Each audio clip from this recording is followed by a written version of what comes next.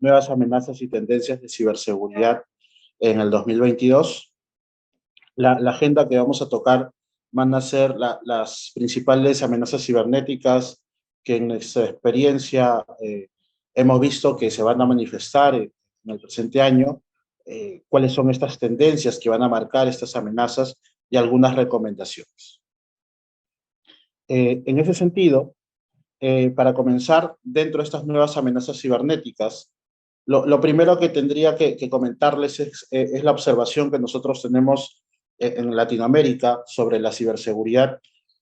Básicamente lo que hemos podido apreciar es que ya hay muchas organizaciones, especialmente en el sector financiero, en el sector de energía, inclusive en el sector gobierno, que han adquirido varias tecnologías de seguridad, ¿no? Varias tecnologías de protección, ¿no? A nivel, como pueden ver en esta presentación, en diversas capas: red externa, seguridad física, red interna, aplicaciones, sistema operativo, inclusive la capa de datos, ¿no? Inclusive están innovando en algunas de estas capas, ¿no? Sin embargo, lo que también se ha podido apreciar es que todavía hay una falta de madurez con respecto al manejo del riesgo cibernético para enfrentar estas ciberamenazas o amenazas cibernéticas desde diversos vectores de ataque. ¿Okay? Entonces, al momento de querer innovar o de automatizar los procesos o mecanizar los procesos, justamente nos hemos dado cuenta que las organizaciones están incorporando nuevas tecnologías, y una de esas nuevas tecnologías que hemos visto que se han incorporado ha sido, por ejemplo, la firma digital con biometría, ¿no? Varias organizaciones en el mundo en general, no solamente en Latinoamérica, hoy en día están incorporando esta tecnología. Seguramente algunos en sus compañías, en sus organizaciones, la han incorporado, ¿no? Donde a través de una firma digital con el reconocimiento facial, tú vas a visar un documento electrónico, ¿ok? Eh, Estas tecnologías justamente lo que generan es la facilidad para firmar este documento electrónico, ¿no? Y, y engloban algoritmos de Machine Learning, que son algoritmos de aprendizaje automático, que justamente te permiten decidir si es que la tecnología, o en todo caso, la persona que firma, es realmente quien dice ser, ¿sí? Entonces, la respuesta va a ser, ¿es o no la persona? Entonces, va a ser una clasificación y va a ser un análisis de riesgo de la persona quien va a firmar el documento, ¿ok? Para esto vamos a analizar una tecnología en particular en esta presentación, en este webinar, y vamos a ver también cómo se ha podido evadir esta tecnología para que tengan una comprensión de cómo los atacantes justamente buscan evadir las tecnologías que se están utilizando actualmente. ¿Cuáles son los beneficios que normalmente estas firmas electrónicas con biometría traen, ¿no? Primero, busca reducir el fraude gracias a la videofirma, ¿no? Porque obviamente va a haber un reconocimiento facial, como van a poder apreciar, ¿no? Asimismo, eh, ayuda al no repudio de los contratos. Es decir, yo no voy a poder negar que justamente yo soy quien firmé el contrato, por ejemplo. Disminuye o tal vez casi anula la intervención humana, ¿no? Ya no va a haber una persona quien valide por detrás justamente la firma de ese contrato. Y obviamente también reduce los costos de verificación de la identidad, ¿no? Obviamente no va a haber personas que van a tener que validar, no va a haber un proceso de validación interna a través de personas para verificar dicha firma, ¿ok? Va a ser un proceso automatizado, ¿no? Entonces, para eso hay algunas marcas que justamente están ofreciendo estas tecnologías y que se están integrando a los procesos de negocio de varias entidades, ¿no? Por ejemplo, hay varias organizaciones que han incorporado estas tecnologías a sus procesos. ¿Cuál es el riesgo? El mayor riesgo es que justamente suplanten la identidad de la persona, ¿no? De la persona que va a firmar. Entonces, ¿cómo funcionan estas tecnologías para que puedan ver cómo se están evadiendo?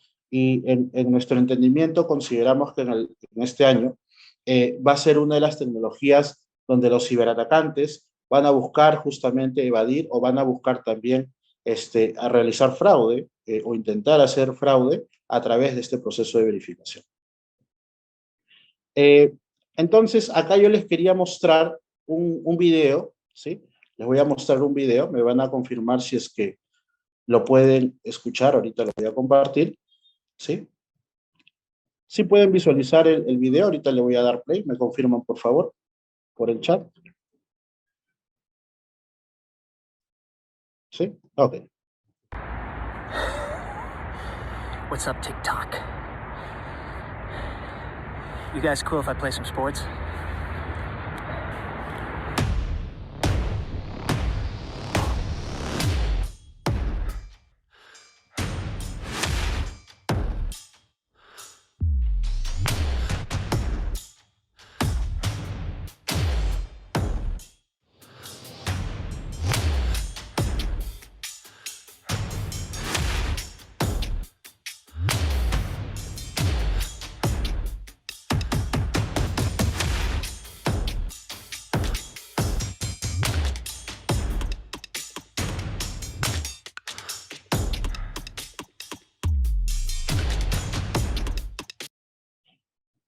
Como están pudiendo apreciar en este video, ¿no? Justamente esta persona que es muy parecida a Tom Cruise ha logrado poner una máscara, ¿no? A través de una gran cantidad de imágenes y superponer justamente ante los gestos y ante algoritmos de Machine Learning, ser muy parecido a Tom Cruise, ¿no? Entonces, justamente cuando se hizo popular esta técnica o la técnica de deepfake, lo que se discutió en ese entonces, en el año 2020, fue cómo evadir o que esto podría evadir la autenticación, cualquier tipo de autenticación biométrica, ¿ok? Dado de que obviamente estos controles biométricos lo que van a hacer es buscar la similitud del rostro, inclusive hoy en día, como vamos a ver en las tecnologías, van a buscar una verificación humana, ¿no? Inclusive van a buscar si es que tú eres un ser humano, si parpadeas, si sonríes, si por ejemplo digitas o mejor dicho mencionas un número, por ejemplo, ¿no? O si sonríes, por ejemplo. Las tecnologías de verificación biométrica justamente cada tecnología tiene su particularidad, ¿no? Pero todas se basan en los movimientos del rostro, todas, sin excepción, ¿ok? Entonces, esta es la antesala que quería mencionarles, ¿sí? Acerca del caso de deepfake, ¿ok? De Tom Cruise. Entonces, esta tecnología de deepfake ya es muy, muy, muy precisa, ¿ok? Pero ¿cuál es la dificultad? ¿No? Que tienes que tener una gran cantidad de fotos, ¿ok? Por lo menos unas 100 fotos tendrías que tener, ¿no? Entonces tendrías que buscar justamente diversas fotos de Tom Cruise en redes sociales, descargártelas o en internet y hacer justamente, utilizar la herramienta de deepfake para poder procesar esta gran cantidad de información y una persona, o por lo menos con los rasgos parecidos, superponer el rostro para parecerte a este actor en este caso y hacer un bypass de la validación biométrica. ¿Okay? Entonces, como han podido ver, inclusive los gestos de Tom Cruise eran los mismos, ¿no? Gracias a esta técnica. ¿Ok? ¿Cómo funciona el proceso de firma digital biométrica? Ok. Este proceso de firma digital de verificación biométrica funciona de la siguiente manera. Primero, ¿sí? Hay un contrato que se tiene que firmar. Hay un número, por ejemplo, de identificación, que puede ser el DNI, por ejemplo. Y una vez que justamente subes tu DNI, ¿no? Te va a pedir acá, por ejemplo, tu documento de identidad, que inclusive lo tienes que escanear, ¿no? Por ejemplo, en este caso tendrías que subir una fotografía de tu DNI, ¿no? Y seguramente va a analizar ciertas características del DNI. Luego de analizar las características del DNI, obviamente la herramienta por detrás va a ir realizando una verificación de similitud. En el caso del Perú, hay un API de RENIEC con el cual se va a validar por detrás, ¿no? Es decir, estas herramientas de verificación biométrica, van a hacer una validación también con RENIEC, van a verificar justamente el DNI y van a traer información del DNI como el nombre, el número del DNI, la foto de la persona en RENIEC, los apellidos, la dirección, por ejemplo, la fecha de expiración, etcétera. Diversos datos que justamente se van a validar, ¿no? Y se van a contrastar con el dato que estás ingresando, ¿no? Que en este caso sería la foto, el DNI más el número. En el paso 3, luego se pide que justamente te hagas un video, que te tomes y que hagas un video y donde estés leyendo, por ejemplo, estos números, ¿sí? Para verificar, obviamente, el movimiento de tus labios y validar que justamente no eres un robot o estás haciendo un deepfake, justamente, ¿no? ¿Ok? Entonces, eso se verifica dentro del proceso de firma, ¿ok? Entonces, te muestra estos números, haces ya en el paso 4 el video y subes el video. Para eso, esta tecnología de verificación o de la validación de la videofirma, lo que va a hacer es va a validar justamente tu rostro, va a ver de que tus labios justamente se estén moviendo y va a hacer un contraste con la foto que que debería ser muy cercana a la foto que tiene la herramienta o que puede estar en RENIEC también. ¿Ok? ¿Sí? Finalmente, en el paso 5, te dará justamente el resultado. Si el DNI tiene un gran porcentaje de similitud, dará un resultado y también lo mismo sucederá con la videofirma. Y finalmente te dará el documento firmado. ¿Ok? Pues ese es el proceso de firma digital con biometría. ¿Ok? Entonces, todas las tecnologías utilizan el mismo proceso, solamente que algunas cambian. Por ejemplo, ya no serán por números, sino, por ejemplo, te piden sonríe o una foto, hazte un video serio, por ejemplo. Varía en este tercer paso y el cuarto paso. ¿Ok? Listo. Entonces, acá vamos a ver un caso real de suplantación, ¿no? Esto se hizo en una prueba de intrusión, para que puedan ver que acá en este caso, lo que pudimos ver es que se pudo observar que el proceso de validación del DNI solamente toma algunos datos. Nos dimos cuenta que en esta tecnología que pudimos evaluar, se tomaba dentro de este DNI que pueden ver acá, ¿no? Se tomaba el DNI, se tomaba la fecha de emisión, se tomaba como dato de entrada la foto grande y se tomaba la foto pequeña, ¿sí?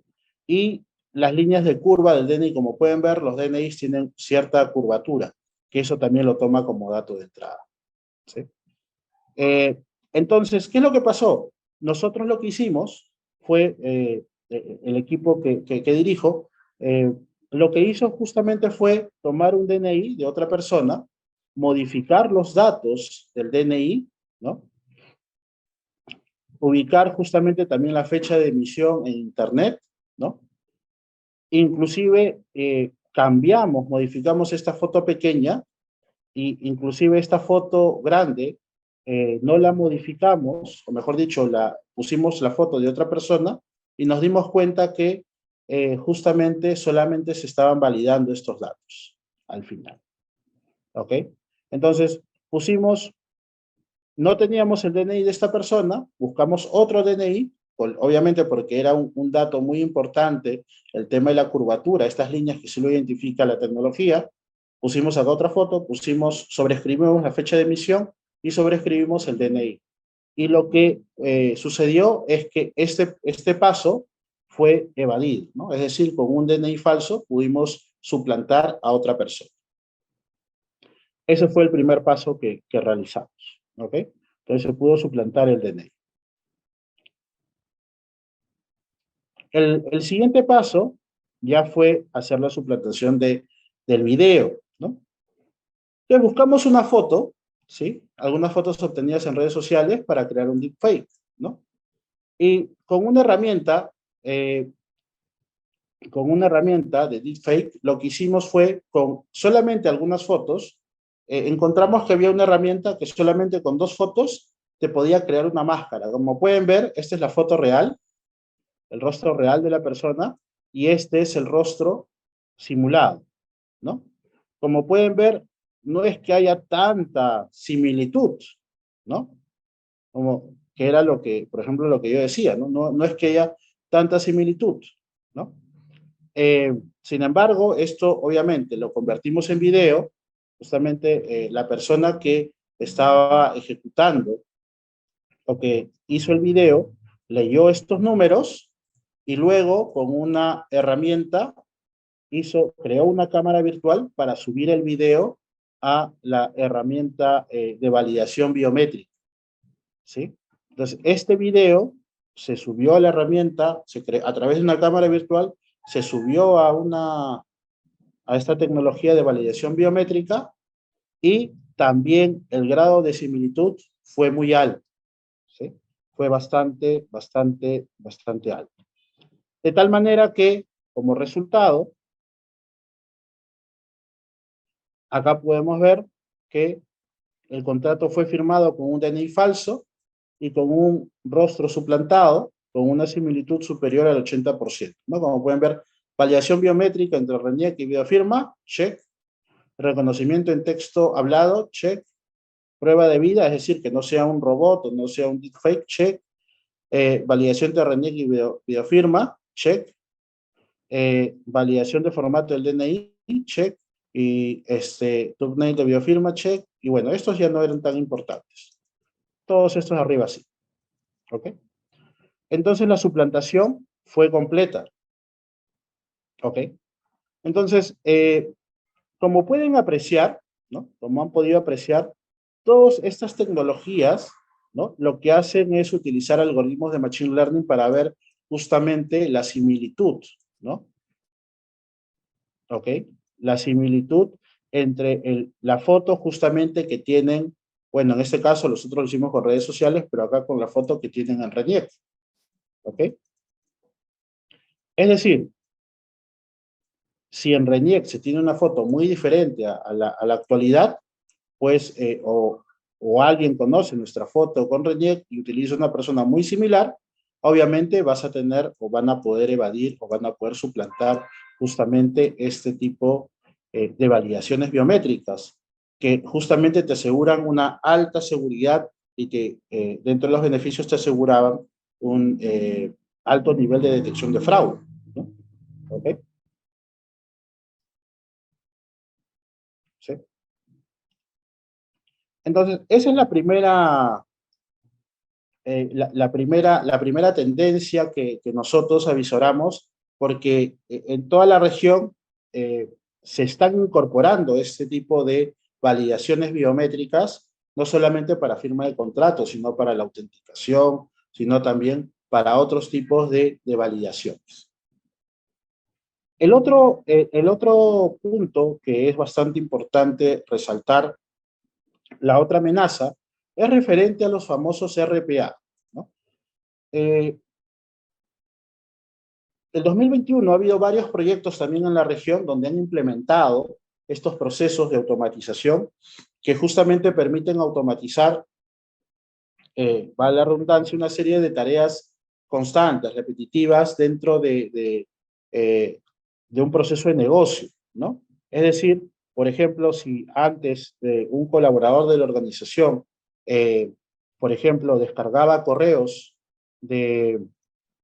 eh, descargaba correos, por ejemplo, y luego estos correos con archivos adjuntos, con PDF, extraía información de estos PDFs y de ahí hacía un informe modelo, un acta, y los colocaba en un repositorio o en el OneDrive, por ejemplo. Esa actividad se puede mecanizar. Entonces, ahí actúan o vienen a actuar los RPAs, ¿no?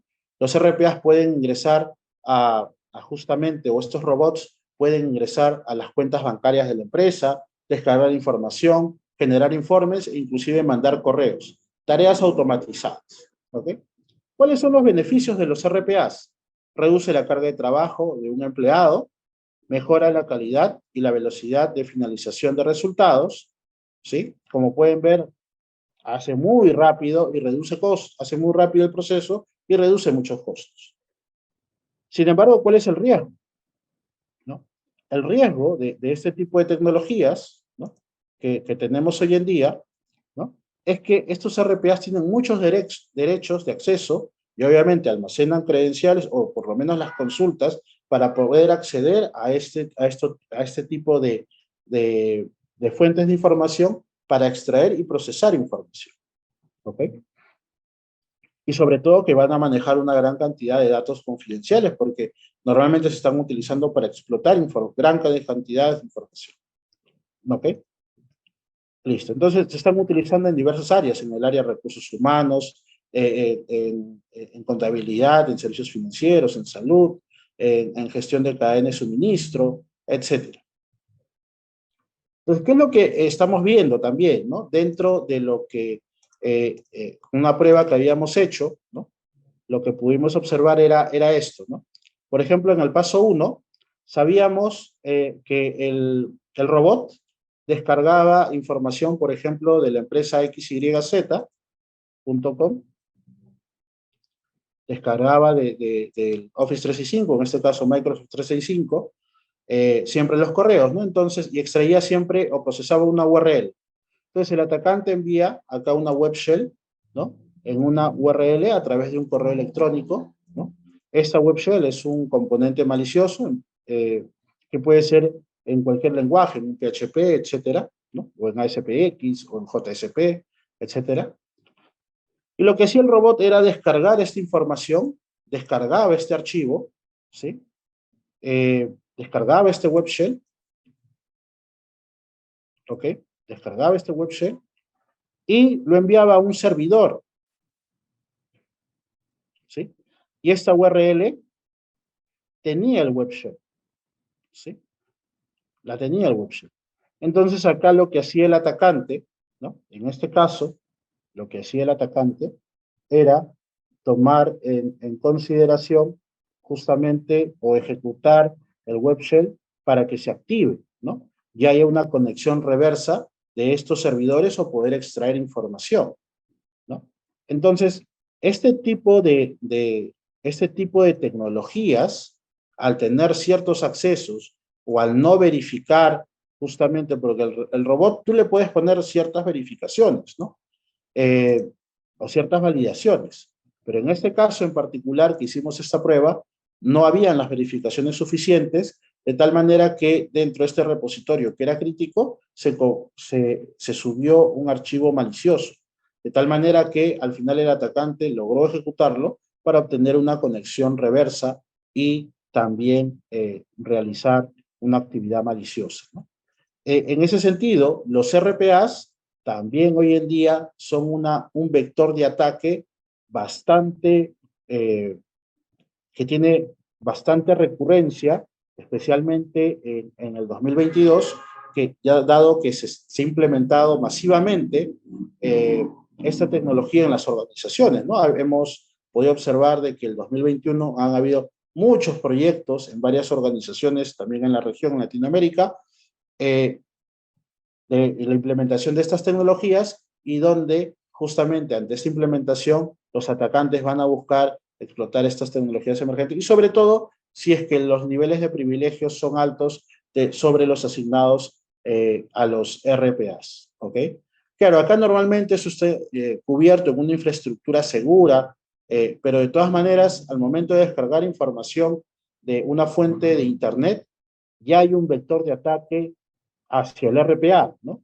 Siempre que vayan a hacer el RPA vaya a hacer una consulta a internet, eso ya es un vector de ataque que un ciberdelincuente podría explotar para estos robots y sobre todo para modificar o alterar la confidencialidad que puedan tener las organizaciones sobre este tipo de tecnologías. ¿Ok? ¿Sí? Entonces, qué es lo que hemos observado también en las tendencias de ciberseguridad para este 2022, ¿no? En este caso, muchas organizaciones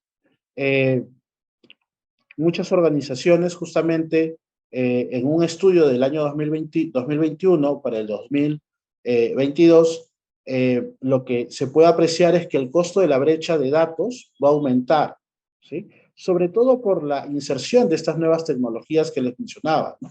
La implementación de la RPA o la implementación de la validación biométrica u otras tecnologías emergentes, ¿no? La brecha de datos a través de trabajo remoto también, lo mismo, ¿no? Y donde va a tener un costo superior, ¿no? En 20%. Este costo de brecha de datos por trabajo remoto va a ascender a 5.31 millones, que obviamente va a ser superior eh, a este tipo de, ante este tipo de ataques o de debilidades que van a ser explotadas por los ciberdelincuentes, ¿no? El 20% de las brechas van a ser causadas por credenciales comprometidas, ¿no? Por ejemplo, en el caso de los RPAs, ¿no? En el caso de los RPAs también lo que se está viendo es que buscar la extracción de estas credenciales a través de las operaciones que realizan justamente estos robots, ¿no? Y los ataques más comunes van a ser a través de phishing y vishing. Por ejemplo, en el caso de los RPAs, uno de los grandes vectores de ataque siempre va a ser la ingeniería social, ¿ok? Si lo relacionamos también al caso de la videofirma, ¿no? Obviamente, los delincuentes cibernéticos también van a buscar obtener información, tal vez de los DNIs, de las víctimas, ¿no? Van a buscar información en redes sociales, van a buscar tal vez ponerse en contacto y para que le entreguen información confidencial para justamente, en algunos de los casos, hay algún dato que tengan que incorporar, porque inclusive en la videofirma tú podrías colocar como validaciones, como lo han hecho otras tecnologías, preguntas secretas, por ejemplo, ¿no?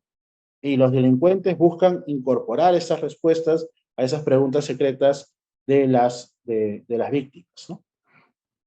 Entonces, los ataques tradicionales van a seguir aumentando también y van a llegar a tener un costo de más de 5 millones de dólares, ¿no? ¿Y cuál es lo común? Primero, lo que podemos sacar de conclusión es que, obviamente, los ataques cibernéticos van a seguir aumentando, ¿no?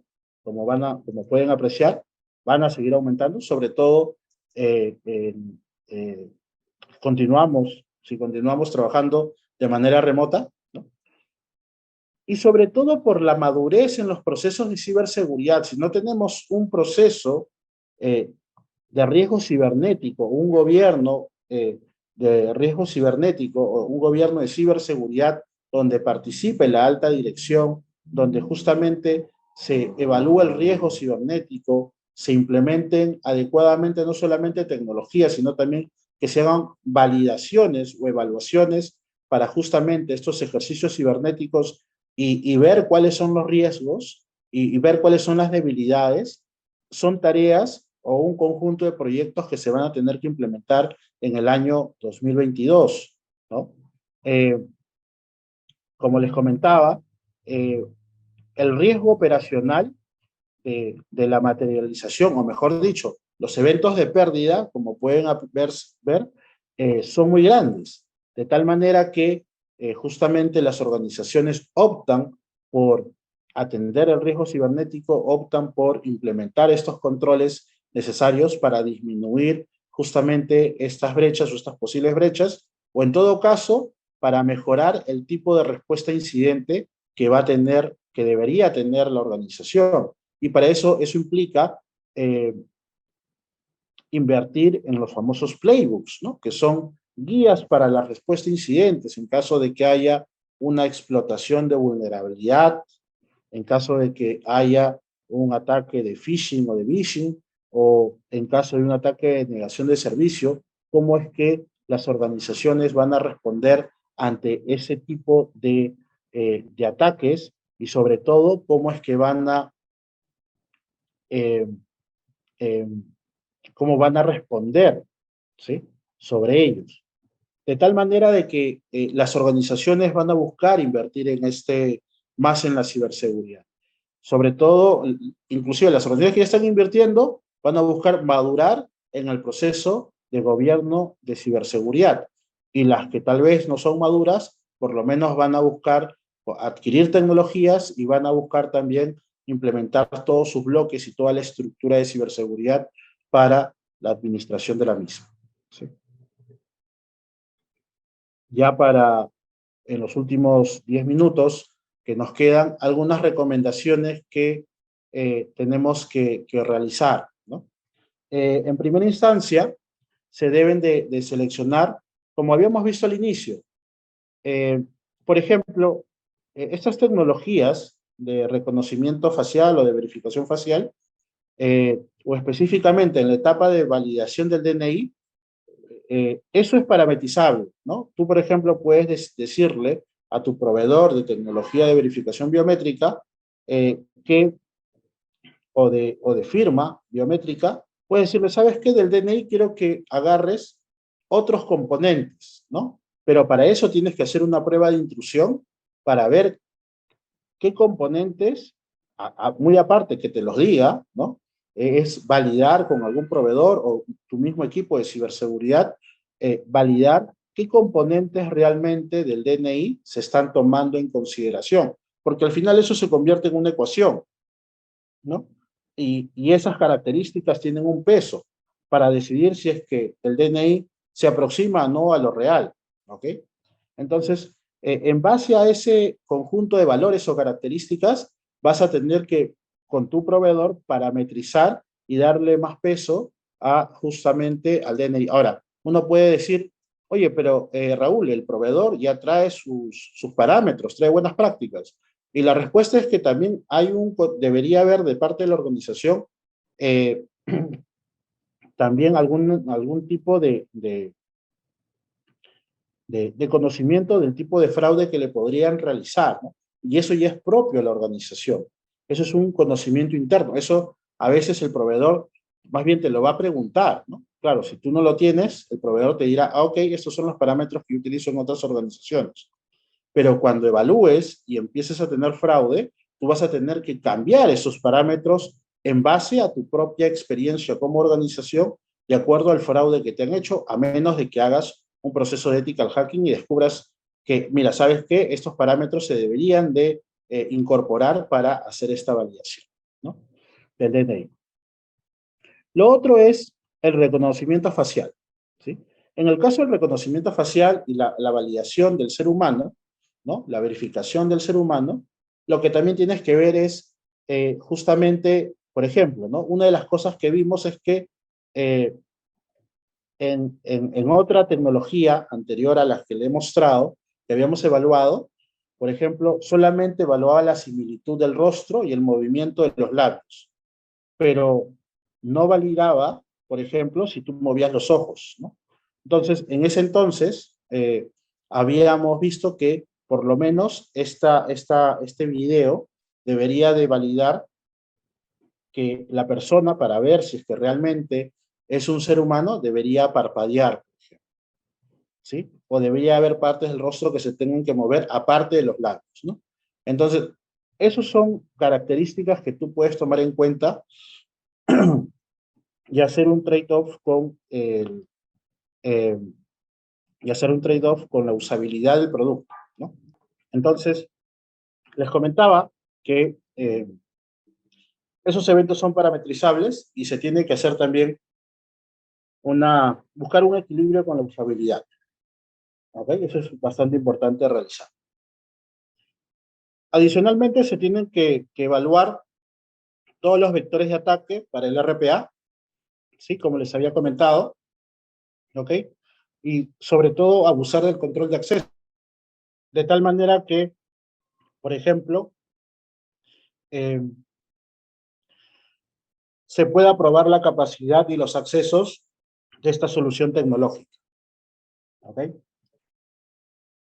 Adicionalmente, se recomienda sobremanera que se tienen que ejecutar ciberejercicios de las nuevas tecnologías que vamos a ir incorporando dentro de los procesos de negocio. Eso también es muy relevante. Adicionalmente, Dentro de estos ciberejercicios tienen que también evaluarse, incorporarse a la alta dirección, de tal manera que se puede evaluar también la respuesta, ¿no? Podríamos hacer algún ejercicio de escritorio para con ellos, cómo responderían ante ello, cómo van a incorporar la crisis, por ejemplo, ¿sí? Cómo van a manejar la crisis, ¿sí? Eh, de tal manera que adicionalmente también se pueda incorporar estas pruebas de intrusión y de red team de la organización como tal, ¿no? Eh, y esto tiene que ser un ciclo bastante recursivo, ¿ok? Ahora, los especialistas de ciberseguridad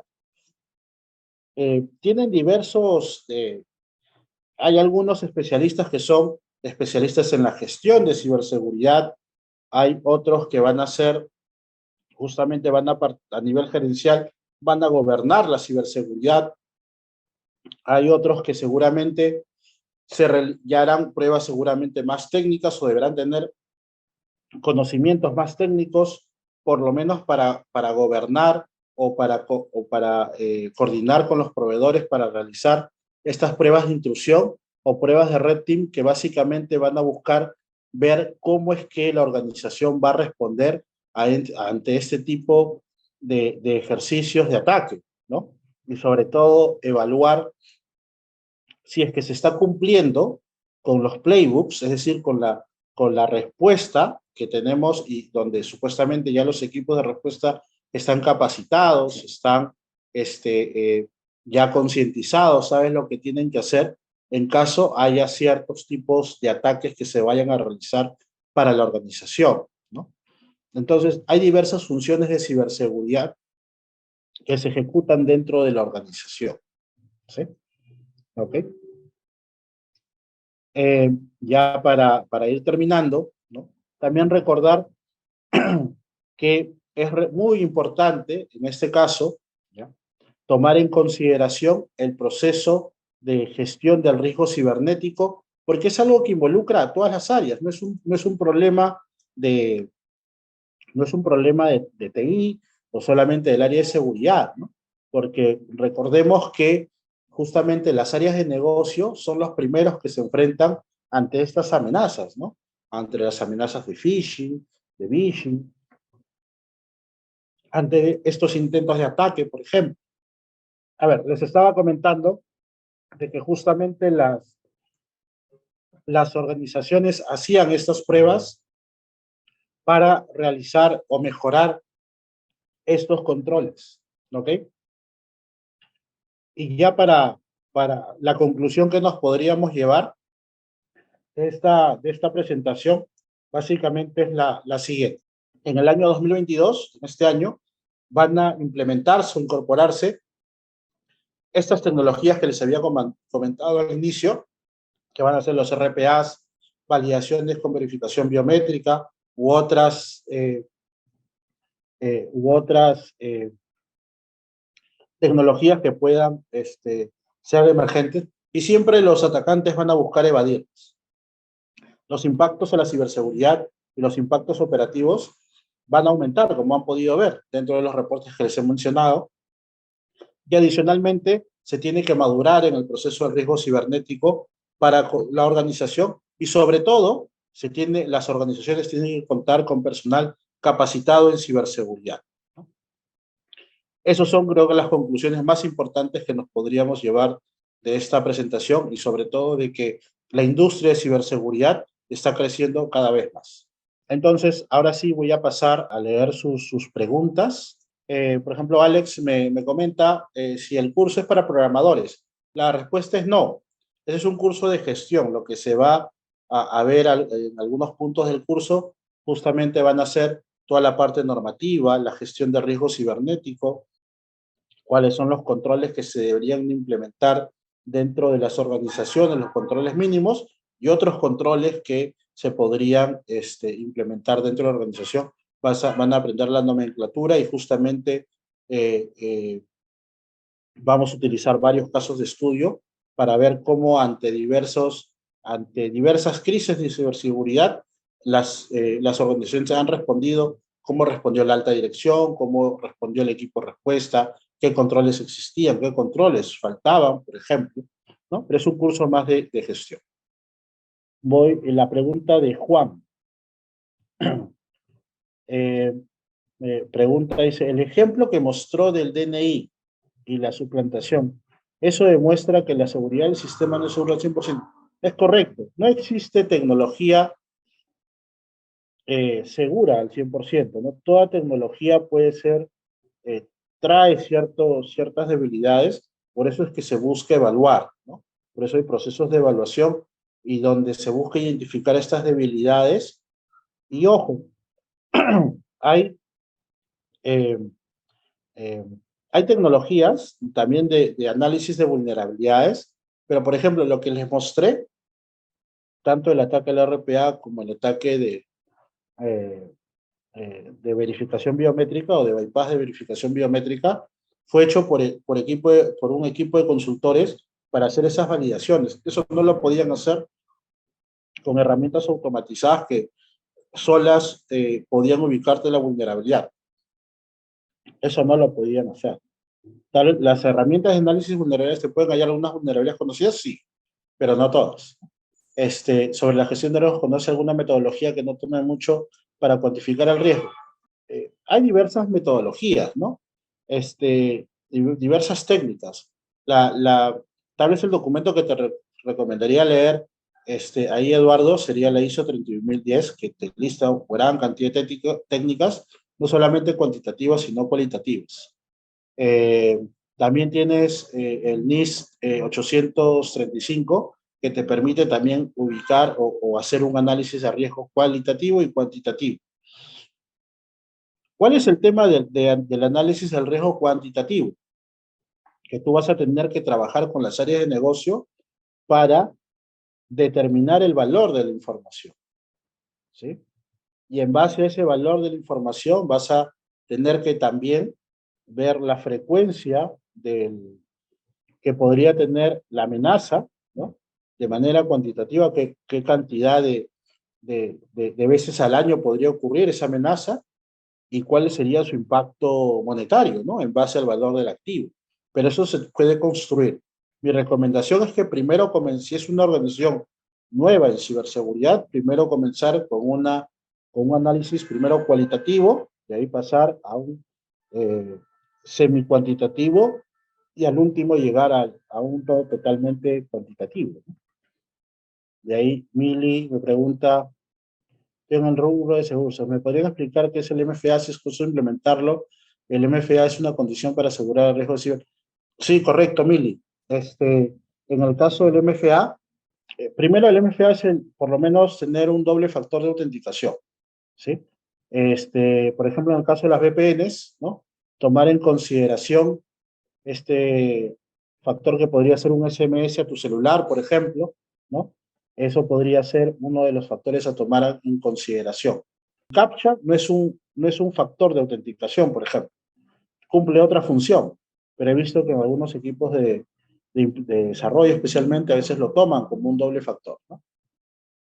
Si tú tienes una VPN, por ejemplo, con un Fortinet, ya te trae una funcionalidad de doble factor de autenticación, por ejemplo.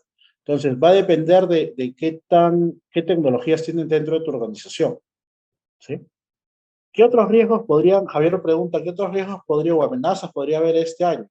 Bueno, el tema del ransomware no lo he mencionado porque es algo que la mayoría ya conoce, quería mostrar algo diferente, pero el ransomware va a seguir siendo en aumento, es la amenaza con más impacto que existe, ¿no? Y va a seguir aumento y siempre a través de phishing o siempre a través de un ataque de fuerza bruta para la VPN, especialmente las VPNs que no tienen un doble factor de autenticación, ¿no? ¿No? Por ejemplo, hace poco ha habido en una organización un ataque también de fuerza bruta, donde entraron a la VPN, se conectaron por remote desktop a una estación de trabajo, infectaron y a través de esta estación de trabajo empezaron a infectar toda la compañía, ¿no? El Estado peruano, en muchas entidades, sobre todo municipales, no utilizan el dinero para ciberseguridad. ¿Usted qué cree que se debe? Yo creo que es por un tema de falta de conciencia. Recién después que les sucede un ciberataque o les borran la base de datos, que ha ocurrido en varias municipalidades, recién ahí se interesan por la ciberseguridad, ¿no? Como ha ocurrido también en varias industrias, en varias organizaciones. El curso es en modelo online, como pueden ver. Acá justamente ya lo están, este curso va a ser netamente online. Iniciamos el 17 de marzo, ¿no? Y si tuvieran alguna consulta, ahí pueden escribir a este número de WhatsApp y al correo electrónico que pueden ver acá de educación ejecutiva, @ulima.edu.pe, y ahí también hay un código QR que podrían escanear también. ¿Qué controles se debería tener o considerar para que un RPA no sea vulnerado? Ok, el primer control que se tiene que tomar es el de que el RPA tiene que tener los privilegios necesarios para acceder a justamente estos repositorios públicos. No debería tener privilegios elevados, dado de que justamente eso es lo que los atacantes van a buscar, ¿no? Entonces, el control se le llama necesidad de saber, que solamente tenga el acceso necesario para hacer su actividad. Eso es lo primero. Lo segundo es que justamente el RPA pueda hacer la verificación de que la extracción del dato sea el únicamente necesario. ¿Qué es lo que hemos visto con los RPAs? Que, por ejemplo, a veces cuando tienen que sacar un dato de un PDF, ese dato que extraen es un string, y el string yo puedo, que debería ser, por ejemplo, no sé, de 10 dígitos, te permite una cantidad de caracteres superior, por ejemplo. Benjamín menciona, ¿no? Actualmente hay kits de phishing, de ataques y man enemigo para saltar la NFA. ¿Qué otros controles podrían atacar, ¿no? Sí, es correcto, ¿no? Por ejemplo, tenemos el caso del GoFish, ¿no? El GoFish te permite, inclusive, tú puedes suplantar una página y que te pongan ahí todos los datos, inclusive el doble factor de autenticación, ¿no? Y que te pongan ese dato, ¿no? Otros controles que se pueden ver es en el caso de la verificación, dependiendo de la aplicación o de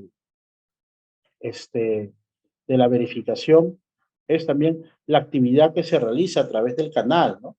Por ejemplo, hay organizaciones todavía que a través de las VPNs con doble factor de autenticación, por ejemplo, tienen una puerta abierta para toda la red, ¿no? Lo que se tendría es que segregar la red, que solamente la persona tenga que acceder a los recursos necesarios, ¿no? Pero para eso se tiene que hacer un análisis de roles, no solo, también para proveedores inclusive, ¿no? A veces los proveedores tienen un acceso, obviamente, con MFA, a través de la VPN, pueden hacer diversas operaciones, ¿no? Y yo creo que ya habría respondido todas las preguntas. Si tuvieran alguna pregunta adicional, con gusto se las puedo hacer. Le puede escribir a educacionejecutiva@ulima.edu.pe y con gusto les puedo contestar. Ha sido un honor estar en este webinar y seguramente ya estaríamos en otros más. ¿Sí? Muchas gracias por su atención.